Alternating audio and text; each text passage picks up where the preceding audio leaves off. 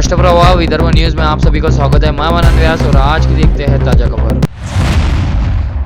अब की बार मुस्लिम आमदार के चलते आजाद पार्टी के अलीम पटेल तथा हिंदुत्व के नाम पर मैदान में उतरे जगदीश गुप्ता ने महायुति तथा महाविकास आघाड़ी को अच्छी टक्कर देने से खूब लड़े मर्दाने यह कहना अतिशयोक्ति नहीं होगी, जिसके चलते अमरावती विधानसभा चुनाव में राष्ट्रवादी कांग्रेस पार्टी की सुलभा खोड़के की जीत से ज्यादा अलीम पटेल को मिले वोटों की चर्चा ज्यादा है। किसी को अंदाजा नहीं था कि इस राउंड में वोटों का बहुमत बरकरार रखने वाले को एनसीपी समर्थकों की धड़कनें बढ़ाने वाला अलीम पटेल शहर के मुस्लिम बहुल इलाकों से 54,591 वोटों तक पहुंच जाएंगे। एनसीपी की सुलभा खोड़के 5,413 वोटों से चुनी गई। उनके निकटतम प्रतिद्वंदी कांग्रेस प्रत्याशी डॉक्टर सुनील देशमुख को 54,674 वोट मिले, जबकि बीजेपी के बागी उम्मीदवार जगदीश गुप्ता को 34,067 वोट मिले। लोकसभा चुनाव में कांग्रेस सांसद बलवंत वानखड़े को अमरावती विधानसभा क्षेत्र से सबसे ज्यादा 41,648 वोट की लीड मिली थी। कांग्रेस को इस बार यह बहुमत मानकर जीत की उम्मीद थी, लेकिन लोकसभा जीत के तुरंत बाद मुस्लिम बहुल इलाकों में अब की बार मुस्लिम विधायक का नारा सुनाई दिया। इस बात पर चर्चा शुरू हो गई कि मुस्लिम वोटों के दम पर लोकसभा में एक मुस्लिम सांसद चुना जा सकता है, तो फिर एक मुस्लिम विधायक क्यों नहीं बन सकता। इस बार अलीम पटेल के साथ प्रहार के डॉक्टर अबरार, मुस्लिम लीग के इरफान खान समेत कुल 7 उम्मीदवार चुनावी मैदान में थे। डॉक्टर अबरार अभियान शुरू होते ही मैदान से हट गए। उन्होंने सुनील देशमुख को समर्थन देने का ऐलान किया, जिसे देशमुख के समर्थकों ने दावा किया कि देशमुख का पक्ष मजबूत हो गया है। पर्दे के पीछे कई घटनाक्रम चल रहे थे। इस वक्त कांग्रेस का फोकस मुस्लिम समुदाय के वोट पर था। मुस्लिम वोट मिलेंगे ऐसी कांग्रेस नेताओं को उम्मीद थी, लेकिन एकी की ताकत दिखाने का संदेश मुस्लिम बहुल इलाकों में फैल गया और डॉक्टर देशमुख के हाथ से बाजी फिसल गई। वही अलीम पटेल को बढ़त से एनसीपी का भी गणित बदल गया। 22वें राउंड तक अलीम पटेल 839 वोटों से आगे चलने से एनसीपी को पसीना छूट गया था। वही हिंदुत्व के मुद्दे पर मैदान में उतरे भाजपा के बागी जगदीश गुप्ता ने 34,067 वोट लेकर शहर में आज भी अपनी पकड़ सिद्ध की। कैंप इलाके में रहने वाले अलीम पटेल ने बैचलर ऑफ डेंटिस्ट्री और post graduate in law course किया है। उन्होंने 2019 के विधानसभा चुनाव में वंचित बहुजन आघाड़ी से चुनाव लड़ा था। उस वक्त उन्हें बमुश्किल 17,103 वोट मिले थे।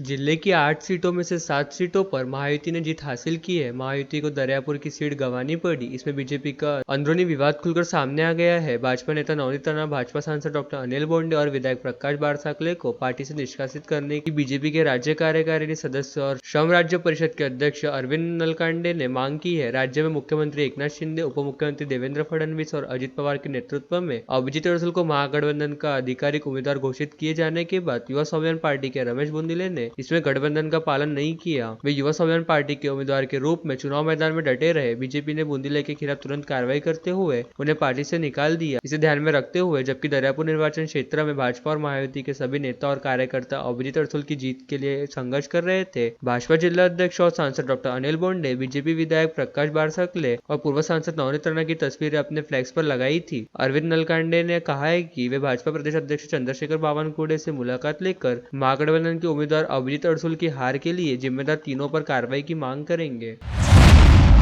वंचित बहुजन आघाड़ी पश्चिम विदर्भ में एक भी सीट नहीं जीत सकी, लेकिन पार्टी ने अपनी उपद्रव क्षमता साबित कर दी है और महाविकास आघाड़ी को इसका नुकसान हुआ है। वंचित बहुजन आघाड़ी के उम्मीदवार को मिले वोट महायुति और महाविकास आघाड़ी के विजय प्रत्याशियों से अधिक है, जिसमें पश्चिम विदर्भ की 9 सीटों का समावेश है। वंचित बहुजन आघाड़ी ने बुलडाणा, सिंदखेड राजा, जलगांव जामोद, खामगांव, अकोला पूर्व, अक्कोट, मूर्तिजापुर, कारंजा, रालेगांव सीटों पर महाविकास आघाड़ी के उम्मीदवारों को सीधा झटका दिया। बुलडाणा निर्वाचन क्षेत्र में और लेटेस्ट न्यूज देखने के लिए राष्ट्रप्रवाह चैनल को लाइक और सब्सक्राइब कीजिए। जयश्री शेलके ने कड़ी टक्कर दी, लेकिन वंचित बहुजन आघाड़ी उम्मीदवार ने 7,146 वोट पाकर जयश्री शेलके की हार में योगदान दिया। सिंदखेड राजा सीट पर एनसीपी के मनोज कायंदे ने एनसीपी के राजेंद्र शिंगने को हराया। राजेंद्र शिंगने 4,650 वोटों से हार गए। वही वंचित बहुजन आघाड़ी ने 16,658 वोट खींचकर शरद पवार ग्रुप को हरा दिया। खामगांव में कांग्रेस के राणा दिलीप कुमार सानंदा 25,000 वोटों से हारे। वंचित बहुजन आघाड़ी को 26,482 वोट मिले। इस जगह पर एक बार फिर बीजेपी को मौका मिला। यह सच है कि जलगांव जामोद में बीजेपी को 18,771 वोट मिले, लेकिन कांग्रेस की हार के लिए वंचित बहुजन आघाड़ी को 17,648 और महाराष्ट्र स्वराज्य पार्टी को 983 वोट मिले। मूर्तिजापुर में बीजेपी ने एनसीपी को 35,664 वोटों से हराया।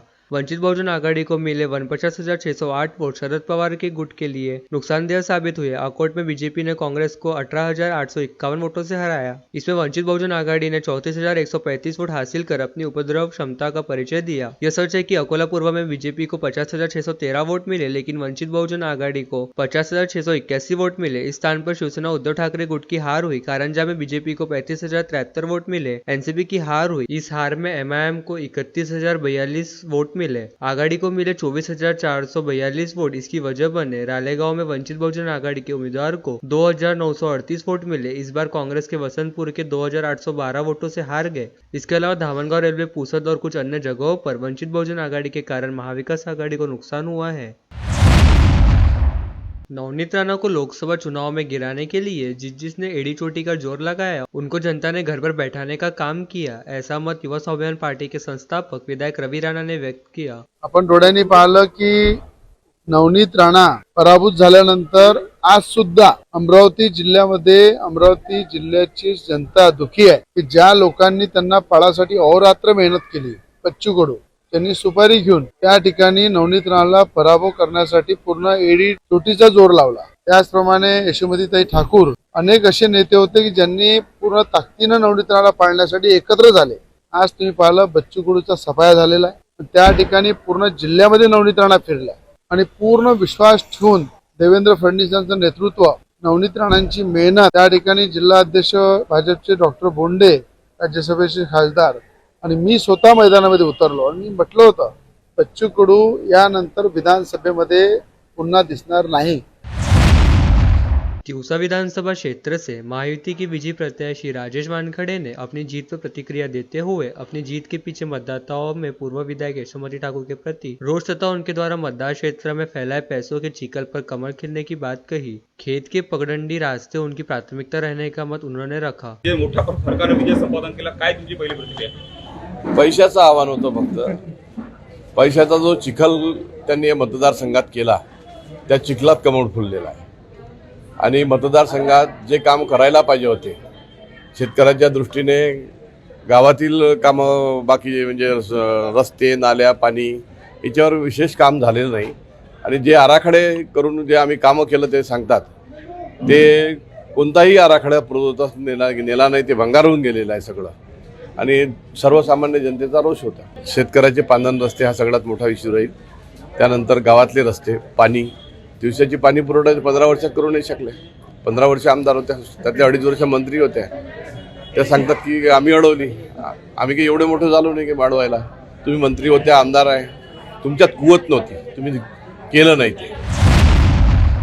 जिले में महाविकास आघाड़ी अच्छा प्रदर्शन नहीं कर पाई। जिले में कांग्रेस एक भी सीट नहीं जीत सकी। इस बीच बडनेरा निर्वाचन क्षेत्र में शिवसेना पार्टी के पराजित उम्मीदवार सुनील खराटे ने कांग्रेस नेताओं पर चौंकाने वाले आरोप लगाए हैं। सुनील खराटे शिवसेना के जिला प्रमुख भी है। इस सीट पर शिवसेना के उद्धव ठाकरे गुट की प्रीति बंड ने बगावत कर दी थी। सुनील खराटे ने गंभीर आरोप लगाया है कि जिले के कुछ कांग्रेसी नेताओं ने महाविकास आघाड़ी के प्रत्याशी का काम करने के बजाय बागी निर्दलीय प्रत्याशी को आर्थिक रसद उपलब्ध कराकर मोर्चे का धर्म नहीं निभाया है। सुनील खराटे ने यह भी कहा है कि इस काम में कांग्रेस नेता यशोमती ठाकुर ने विशेष पहल की है। सुनील खराटे बडनेरा विधानसभा क्षेत्र से महाविकास आघाड़ी के उम्मीदवार के रूप में मैदान में थे, फिर भी जिले में कांग्रेस नेताओं ने उनके अभियान से मुंह मोड़ लिया। यशोमती ठाकुर और कांग्रेस सांसद बलवंत वानखड़े को समय समय पर प्रचार बैठकों, पदयात्राओं और बैठकों के लिए आमंत्रित किया गया था, लेकिन सुनील खराटे ने गंभीर आरोप लगाया है कि उन्होंने बिना किसी प्रचार अभियान में शामिल हुए अप्रत्यक्ष रूप से चुनाव मैदान में उतरे एक बागी निर्दलीय उम्मीदवार का प्रचार किया और उसे आर्थिक मदद पहुंचाई और उस उम्मीदवार को चुनाव जिताने की पूरी कोशिश की। यदि प्रचार के लिए आना संभव नहीं है तो कम से कम उन्होंने यशोमती ठाकुर से सोशल मीडिया पर अपील करते हुए 2 मिनट का वीडियो बनाने का अनुरोध किया, लेकिन वह इसके लिए उपलब्ध नहीं थे। खराटे ने कहा कि वह शिवसेना के वरिष्ठ नेताओं से बात करेंगे।